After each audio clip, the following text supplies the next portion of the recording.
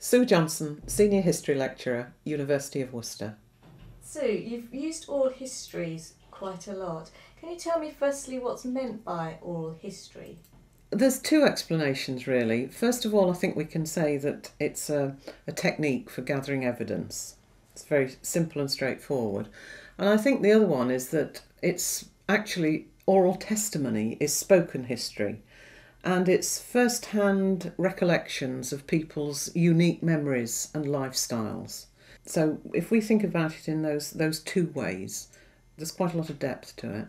So when you say oral testimony and oral history, are you talking about two slightly different things? Not really. I mean, we could add a third one. We could say oral tradition. And oral tradition are the stories that are passed down amongst peoples who don't necessarily have a written history. But we're not talking about that here. I think what we're talking about is oral testimony, which leads or helps us to reconstruct the past. So it could be related to specific events, for example? It can be related to very specific events, or it can simply be a history of that person's life. And then we could use that in a social history context. So either Yes. still constitute oral history? Yes, yes. What are the advantages of using this particular research method? I'm not sure I'd look at it in terms of advantages. It's certainly a very dynamic and interesting way of collecting material. And in fact, you actually almost touch history because you're interviewing somebody and you're encouraging them to talk about whatever the topic is. And you are in a position to actually question them. So not only do you get an idea of a particular event, but you also get, and this is the rather exciting bit, an idea of their feelings, their emotions and their reactions to it. And I think that's something that we all would like to do, to be able to go back in time and work out what people felt about what was happening. Well, when you're actually interviewing somebody, you have the opportunity to go down that route. And how do you actually go about collecting an oral history? Well, there are various ways. You need to decide whether you want to do a whole project which is based on oral testimony, or whether you simply want 3, 4, 5 reminiscences to back up a project you're already doing, or to give it an extra dimension. And then what you would have to do is to ensure that you got a representative sample of people of that particular topic. And that can be quite difficult because if you think about it, there is a tendency for women to live slightly longer than men. So when you do oral histories or oral testimonies, you do find that there tend to be more women available to reflect back on the past than there are men. So you have to take that into account. And then if you want to get a group together, I mean, historians have done it in various ways. You find that some of them will advertise in relevant journals or magazines. So, for example, if you wanted to do a project based around food and cookery during the Second World War on the home front, you perhaps place an ad in the Saga magazine, in WI magazines, and certainly in local papers, and see who you got from that. Other than that, you can do it through word of mouth, through people you know, asking around who would be interested. Or you can simply let it be known that this project is going to take place, and encourage people through posters, letters, notes, etc. to contact you. And can it be the more recent past as well? Oh, I think it certainly can. I mean, I don't think we can say history can only, has to end at a certain time and you have to wait. So I think the recent past is viable, and I think if you watch television you can see that with programmes about the 50s, the 60s, the 70s, the 80s, etc. So yes. So if a student was doing an independent study, one of the questions I'm sure they would ask me if they were going to use this method is, how many would they need? That's quite a difficult question. It's that thing about, how long's a piece of string. That really would depend. But I mean, if you go to some of the textbooks that we have that are based on oral testimony, and certainly in history, Penny Summerfield is one example. think she possibly used between 15 and 20 lives. It's, if you can get a group of 15, I think that would give you quite a lot of information to get your teeth into. But you may have to be satisfied with a smaller amount. It really does depend how many you can get.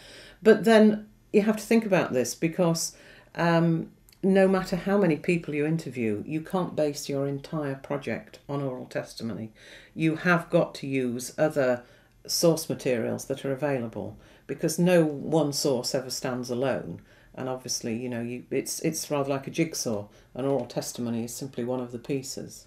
So is that something that students should avoid, then, relying solely on oral? Oh yes. I mean, they themselves would have to ensure that they've got a good working knowledge of this particular topic they've chosen.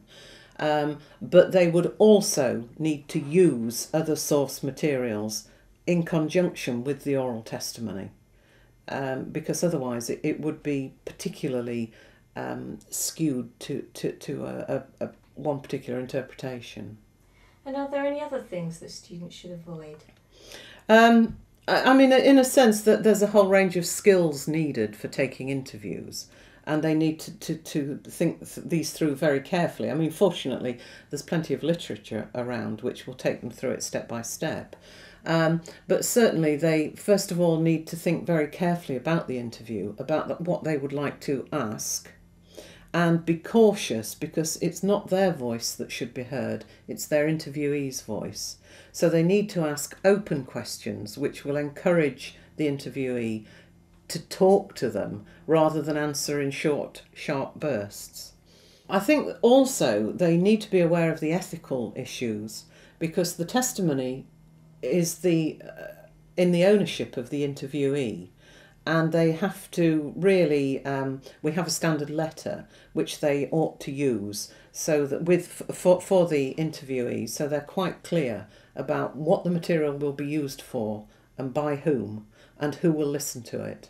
And the interviewee has to agree to this, because the interview is theirs. And in fact, there's copyright issues as well, which all get very complex, and that would need to be dealt with at the time. Are there any particular problems with using this research method?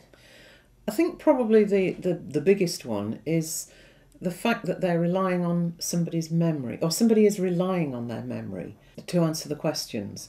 And I think the interviewers need to be aware of the frailty of memory and all the dangers surrounding it, that quite often people don't remember as much as they think they do. Their memories may have been tainted over the years by the media, by press reports of the particular event or the part of the war that they're talking about.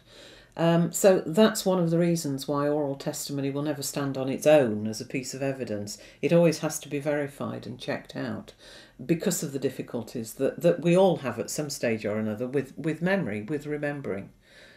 So I do think that is one of the problems, and one that needs to be addressed. Okay, and are there any other tips that you can give to students? Well, I would certainly say never, ever contradict or argue with the person who you're interviewing, even though you may not agree with them, or you may be sure that they're giving you a wrong fact. You have to let them speak, and you have to let it stand at that. How you use it afterwards is a different matter. But you certainly do need patience and a thorough knowledge of your topic if you're going to get the best out of your interviewee.